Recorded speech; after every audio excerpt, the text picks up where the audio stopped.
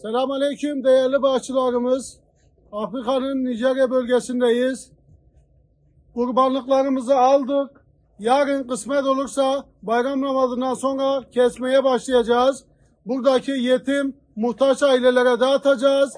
Allah-u Teala şimdiden kurbanlarınızı kabul eylesin.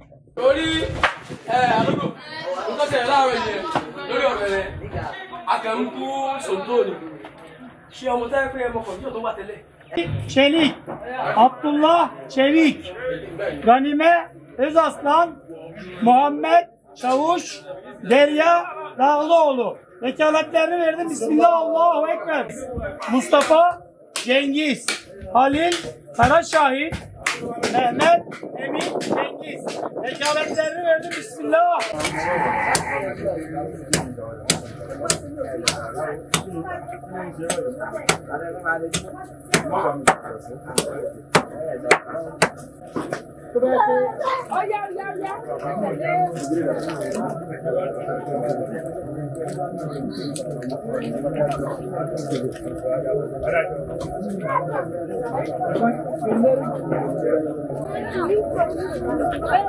Toma tudo débẹ̀ padà tí máa bẹ̀rù lọ́tù sẹ́yìn.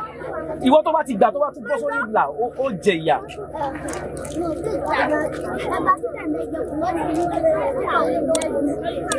Ó yá, mo lọ kán bẹ̀.